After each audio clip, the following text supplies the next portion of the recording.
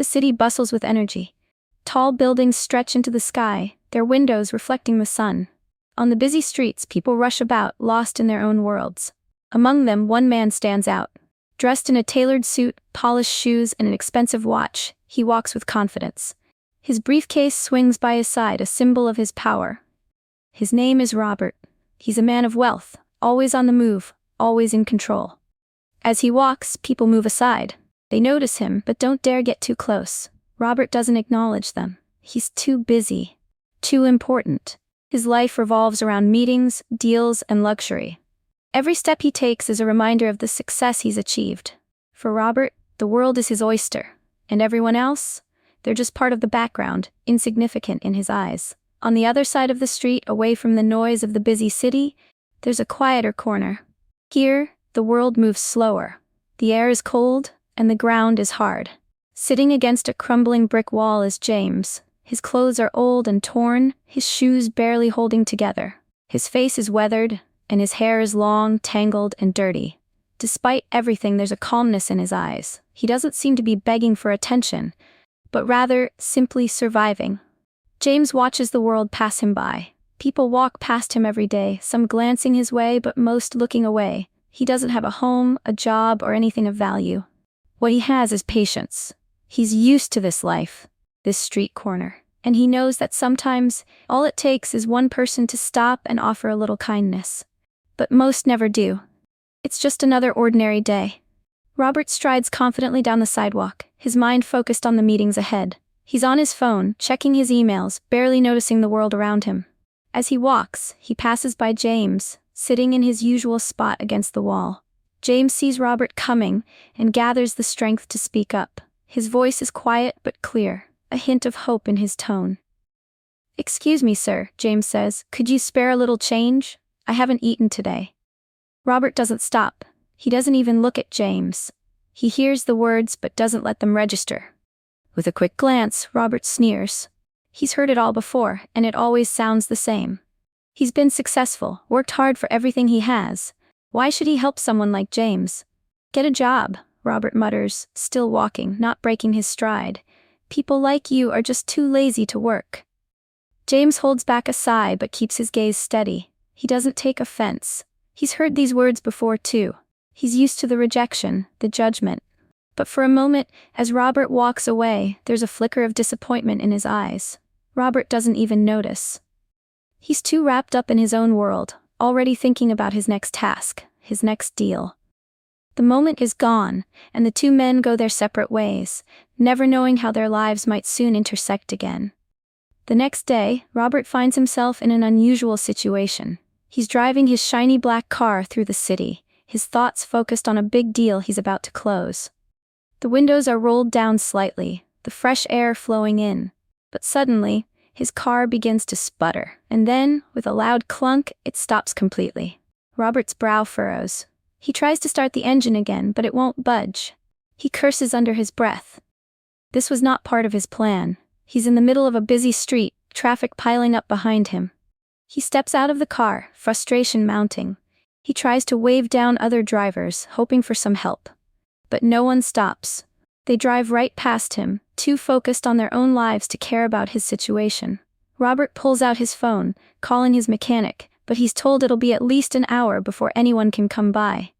As the minutes tick by, Robert's frustration grows. He looks around and sees the faces of people walking by, but no one seems to notice him. He's used to being the one who helps, not the one who needs help. His whole life has been about getting ahead, being in control. But here, stranded on the side of the road, he feels powerless. Then out of the corner of his eye, he spots someone. It's James, the homeless man. He's standing across the street watching Robert struggle with the car. Their eyes meet for a moment. James doesn't say anything. He just stands there, quietly observing. Robert doesn't know why, but for the first time, he feels a strange sense of unease. Robert's patience wears thin as he continues to struggle with the car. He checks his watch, frustration bubbling over. Time is ticking, and he's already late for a meeting. His pride refuses to let him call a tow truck, but he doesn't have many other options. That's when he sees James again, still standing on the corner, watching from a distance. Without thinking, Robert calls out, "Hey you, can you help me with this?" His tone is sharp, but there's no other choice. He can feel his face reddening with embarrassment. He never imagined he'd be asking someone like James for help. James takes a few steps forward, his pace calm, almost measured. He doesn't rush to Robert's side, but he doesn't hesitate either. He simply approaches, and for a moment, the two men just stand there. James looks at Robert's car, and then at Robert himself. "You're having trouble with the engine?" he asks, his voice low and steady. Robert feels a bit of disbelief. "You know about cars?" He can't help but question it, but there's something about James' demeanor that suggests he's not just some helpless homeless man. James nods. "I've been around. I know a few things," James replies. Robert frowns but swallows his pride. "All right then, if you think you can help, go ahead." Without saying much more, James moves toward the hood of the car. He opens it slowly, inspecting the engine. Robert watches him closely, still skeptical, but something starts to shift inside him. James's hands move with purpose, confident in what he's doing. Robert can't believe it. James seems to know exactly what he's doing. Within minutes, James adjusts a loose wire, tightens a bolt, and checks a few more things. Then, he gets back in the car and starts it up. The engine roars to life. Robert stares in stunned silence. His car is running again, and James, the homeless man, had fixed it. "Just needed a little adjustment," James says, wiping his hands on his jacket. Robert stands there, shocked and humbled, realizing that the person he had once dismissed as invisible had just done something he couldn't even fix on his own. As Robert drives away, the engine purring smoothly beneath him, his mind races. The events of the last hour don't add up. He had asked for help from a man he had once looked down on, a man who had nothing but a tattered jacket and worn shoes. And yet, it was James who had helped him, not just with the car, but with something deeper, something Robert couldn't quite place. He keeps glancing at the rearview mirror, as if expecting James to be there, watching him. But the homeless man is long gone, blending into the crowds of the city.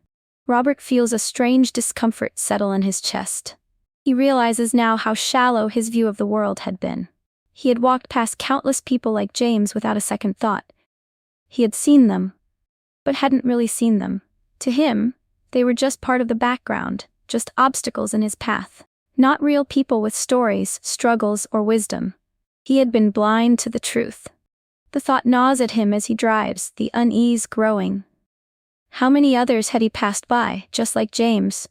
How many opportunities for kindness had he missed, simply because he was too focused on his own success? The realization stings, and he can't shake the feeling of guilt creeping up on him.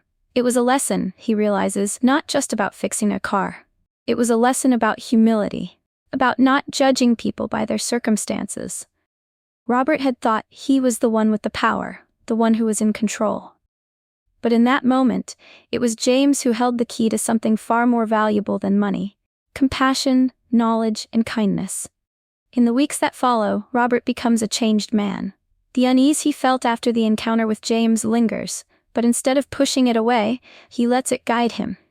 He starts looking at the world differently, seeing the people around him not as obstacles, but as individuals with their own lives, stories, and struggles. It begins slowly. He starts donating to local shelters and food banks, not just for tax benefits, but because he wants to help.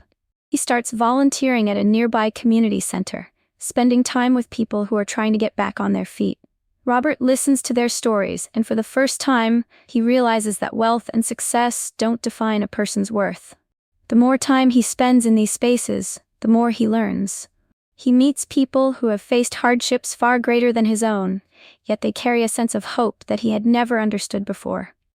Robert starts feeling a shift inside himself. The world of business, deals, and power no longer feels as fulfilling as it once did.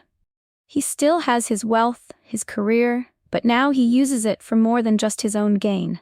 He helps fund education programs, invests in small businesses that provide jobs for those in need, and supports local organizations that give people the tools to improve their lives. Robert realizes that he has a responsibility to use his resources for good, to make a difference in ways he never considered before. One day, while working at the shelter, Robert sees James again. This time, James isn't just a homeless man on the corner. He's someone Robert has come to respect. Someone who's shown him a side of life that he had never understood. They exchange a simple nod, and for the first time, Robert doesn't feel ashamed. He feels grateful. And as he continues on his journey, he knows one thing for certain: kindness, compassion, and humility will always be worth more than any amount of money.